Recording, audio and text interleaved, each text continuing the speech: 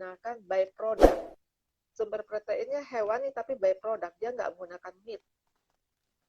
Jadi dia tulis chicken byproduct.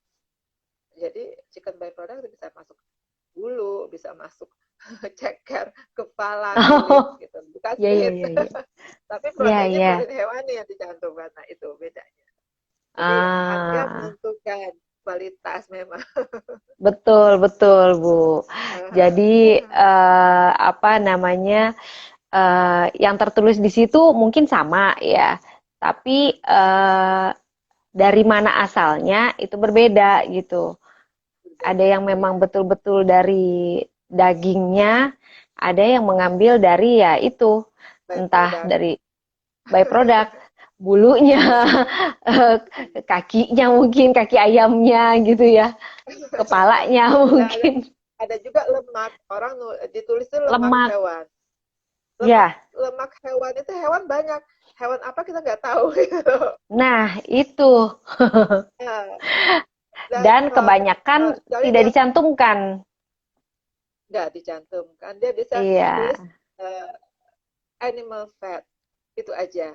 Kecuali chicken fat atau dia pakai tulis apalagi jelas animalnya apa, itu oke. Iya. Tapi kalau dia tulis animal fat, udah. Iya. Kita, Jadi it's okay, soalnya kalau kita memang nggak mengharapkan makanan yang berkualitas. Kalau memang kita kasih makan tuh yang sedang-sedang aja, it's okay, cukup, nggak masalah. Bukannya nggak boleh, boleh aja. Yang seperti kucing domestik pun dia 26% cukup proteinnya, dia nggak ada masalah, nggak ada tuntutan lebih. Gitu. Tapi tetap kita pilih makanan yang kucingnya. Ya, tergantung kucingnya. Ya, Bu, tergantung kucingnya. Ini kucing yang mau dikasih apa ini? Kucing apa gitu ya?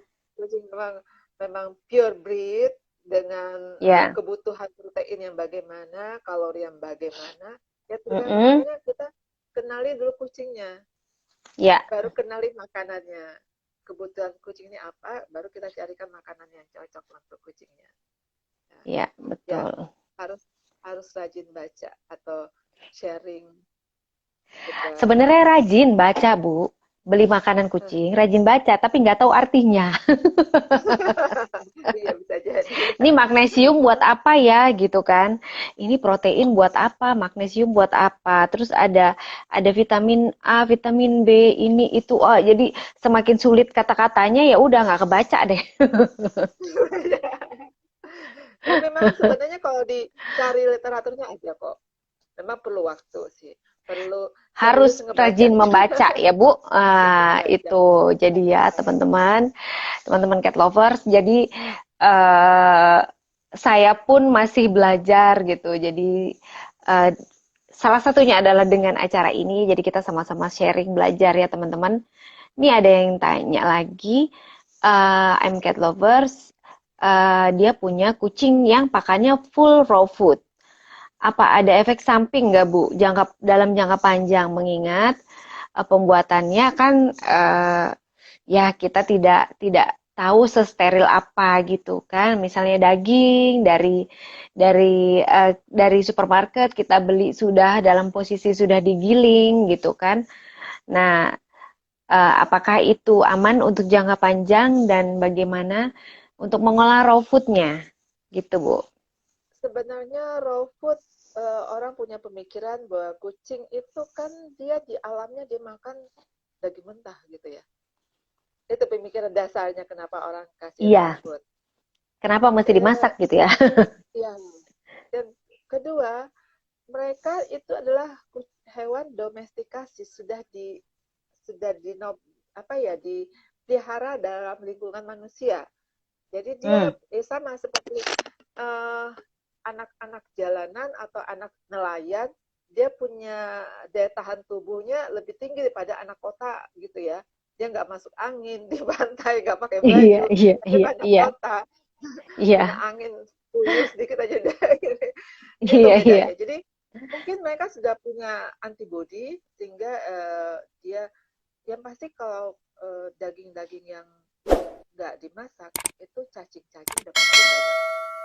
Harus rutin ya Bu, obat cacing.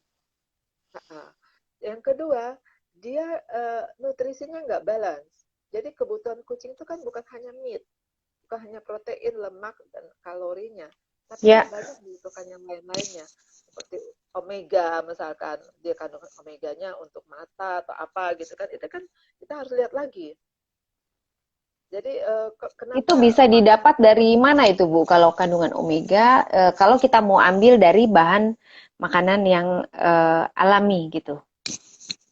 Kita lihat lagi karena seperti makanan kita harus searching kandungan daging kita tambahkan itu apakah cukup nutrisi, karena dia butuhkan seperti apa, kalau kitten ya, kitten itu dia butuhkan vitamin, mineral, vitamin E atau selenium, itu dia butuhkan untuk antioksidan, untuk antibodi tubuhnya. Apakah itu ada kandungannya dalam makanan itu gitu. Nah, kalau kita dikasih raw food, kan kasihan. Apakah daging atau meat itu punya kandungan yang cukup lengkap? Hmm. Nah, di situ akhirnya orang menambahkan vitamin apa-apa untuk melengkapi kucing ini. Akhirnya jatuhnya mahal. Tapi kalau dia nggak Ya, ditambahkan, kucingnya nggak balance nutrisinya. Gitu loh. hmm. Karena yang Ya, diperlukan itu nutrisi balance. nutrisinya balance ya Bu. Gitu. Ya, Ya, ya. tetap disesuaikan dengan kucingnya, kebutuhannya, Kebutuhannya. dan tetap harus seimbang antara Ya, mungkin proteinnya atau vitamin vitamin vitaminnya. A, Ya. vitamin B dan lain-lain, Ya, terus dia omega. butuhkan kalsium atau dia butuhkan fosfor untuk tulang. Ya, Itu yep, tentunya untuk tulang dan perkembangannya. Apakah cukup? Gitu loh. Oke, dia punya, tapi apakah kandungannya cukup atau kurang? Kalau kurang berarti kita harus tambahkan vitamin ekstra. Akhirnya ya. itu nggak ekonomis dong. Mendingan kita milih makanan yang udah tersedia, tinggal kita pilih yang mana sesuai dengan kucing kita. Kita baca kandungannya apa. Ya, betul. Ini ada Mas Tony Ciptadi. Halo Mas Tony, selamat malam. Posisi kucingnya lagi hamil. Untuk daging sapi aman nggak, Bu? Aman aja. Daging sih selama daging aman. Jangan prosesnya jangan mentah. Karena kasihan nanti kalau Untuk cacing dia, menjaga ya, Bu? iya, jangan nanti anaknya air susu itu dia bisa menularkan cacing ke anaknya. Air susu induknya. Hmm. Karena si induk yang lagi menyusui, kita tidak bisa kasih obat cacing ya. Iya, Ya, jadi jadi tetap harus mungkin lebih dimasak. baik makanan yang sudah masak ya, Bu, kalau untuk kucing yang lagi hamil. Nggak apa-apa dikasih dikasih daging nggak apa-apa, tapi tetap diproses, jangan mentah. Oh, Dikasih jangan es krim mentah kah, ya. apa gitu. Ya, jadi buat teman-teman cat lovers yang misalnya kucingnya mengkonsumsi raw food, mungkin pengecualian untuk kucing yang lagi hamil, kita bisa kurangi atau kita bisa hindari pemberian raw food karena takutnya akan berdampak kurang baik untuk anak-anaknya ya, kittennya nanti, babiesnya. Dan gimana nih Bu, kalau misalnya berarti pada saat kucing sudah persiapan untuk hamil, berarti kita sudah mulai menyesuaikan juga untuk pakannya ya. Ya, begitu dia sudah program hamil, tinggal adjust makanannya, ganti makanan kitten. Karena kandungan kitten tuh memang itu yang dibutuhkan sama kebutuhannya untuk kucing hamil. Iya, Kan nggak ada kan cat food untuk kucing hamil gitu ditulis. Jadi memang kasih yang kitten, jangan kasih yang ada supaya nutrisinya cukup nanti untuk anak-anaknya, untuk bayinya. nah ini ada yang tanya lagi nih Bu, aman nggak memberi kucing menyusui booster ASI manusia merek Moloko? Jadi diberi suplemen ya, yang biasa dikonsumsi oleh manusia gitu untuk menambah produksi ASI-nya. Itu aman nggak Bu? Boleh nggak? Aduh, saya belum pernah tahu juga nih suplemen ini.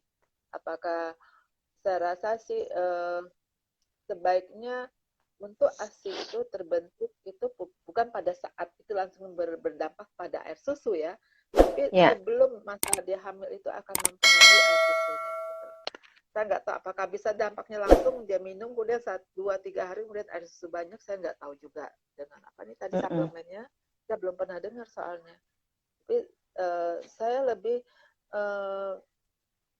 agree dengan kondisi kesehatannya. Selama dia sehat, nutrisinya oke, dia insya Allah dia kondisi air susunya pun bagus. Gitu.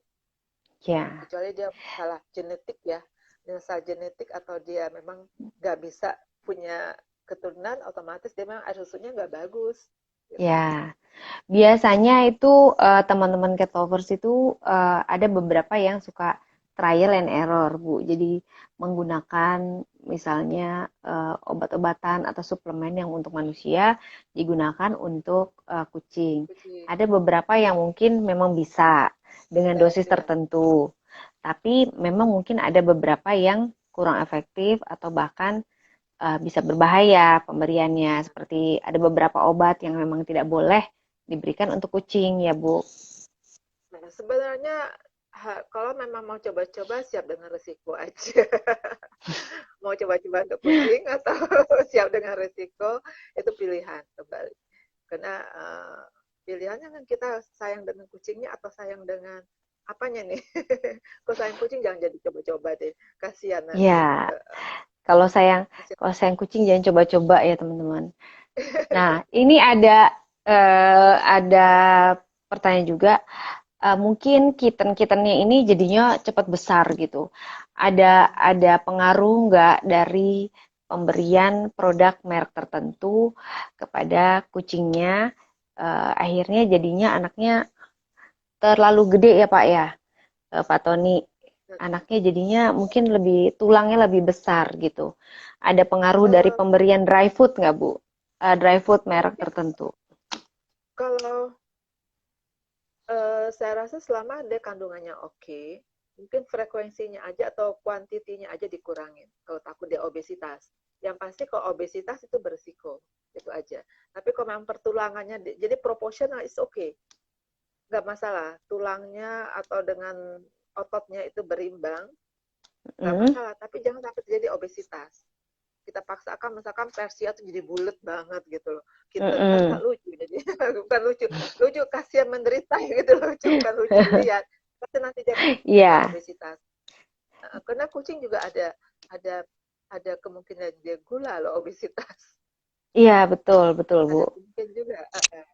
Jadi jangan sampai jadi obesitas aja, itu yang kita cegah.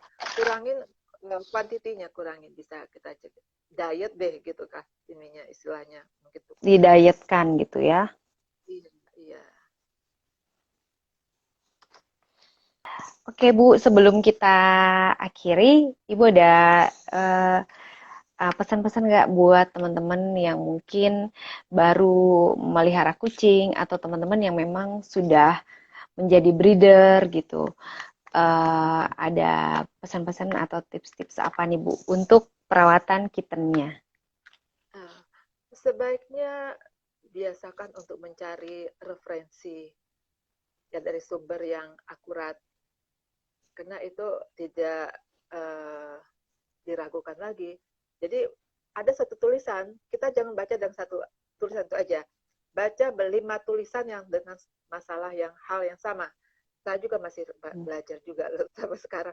Barusannya persiapan saya mencari berapa referensi masalah kita. Jadi jangan satu sumber aja, tapi cari minimal 5 sumber untuk kita bisa pertimbangkan mana yang terbaik. Jadi biasakan untuk membaca, memang itu kadang-kadang waktunya terbatas, tapi itu akan lebih baik untuk mencegah hal-hal yang tidak kita inginkan nantinya. Apapun lah masalahnya kita coba baca. Kan gampang kok kita tanya dengan Mbah Google. Kalau dulu saya belajar genetik saya susah banget karena genetik saya nggak dapat sama sekali waktu kuliah. Jadi harus sendiri. Jadi harus belajar sendiri ya Bu. Belajar sendiri. Berani membaca sebanyak mungkin. Ya, betul. Cari tulisan sebanyak mungkin supaya kita nggak salah dalam memilih untuk kucing. Oke, teman-teman, kalau boleh saya rangkum beberapa poin-poin yang penting buat teman-teman dalam memilih pakan yang baik buat kucing, khususnya buat kitten. Untuk susu, mungkin kita bisa menambahkan susu tambahan untuk kucing yang memang badannya lebih besar dibanding adik-adiknya, misalnya seperti itu. Jadi yang kurus kita bisa berikan susu induk, dan yang memang sudah badannya sudah baik itu yang kita beri susu tambahan. Dan kemudian kucing itu tidak bisa mencerna laktosa, jadi jangan coba-coba untuk memberikan susu manusia kepada kucing ya. Kemudian lagi kita untuk pemilihan dry food kita sesuaikan dengan jenis kucing kita dan kebutuhannya. Kebutuhan kucing kita nih apa? Kucing kita kucing domestik butuh proteinnya mungkin tadi Ibu Santi menjelaskan mungkin 26% sudah cukup gitu. Jadi untuk kucing yang kucing dengan ras yang berbeda pasti akan mempunyai kebutuhan yang berbeda. Seperti dan rajin-rajin kita membaca kandungan dari dry food itu isinya apa aja. Untuk tahu detailnya mungkin teman-teman bisa googling, dan beberapa di sini yang saya sempat catat itu seperti mineral dan kandungan magnesium, teman-teman cek kalau bisa tidak lebih dari 0,09, dan ada beberapa kandungan yang bisa menyebabkan pembentukan kristalisasi, yang menyebabkan fus itu seperti ash, itu teman-teman bisa lihat jangan lebih dari 10% gitu kan. Dan kalori juga disesuaikan dengan kebutuhan kucing kalian. Kucingnya apakah kucing domestik atau kucing ras, dilihat lagi rasnya apa ya teman-teman. Oke. Alhamdulillah hari ini kita sudah dapat ilmu yang banyak dari Ibu Santi. Makasih banyak ya Bu waktunya. Nah, insya Allah bisa bermanfaat untuk kucing-kucing semuanya. Jadi kucing Pasti Bu. sehat-sehat semua. Insya Ya. Allah. Terima kasih banyak Ibu Santi Sama-sama. waktunya, dan terima kasih teman-teman yang sudah join hari ini. Jangan lupa di like, share, dan subscribe akun channel Kata Kucing supaya teman-teman bisa mendapatkan notifikasi dari video-video yang terbaru. Dan mudah-mudahan kita bisa sharing bareng, belajar sama-sama agar bisa menjadi parents yang lebih bertanggung jawab. Karena apa? Karena I'm the boss.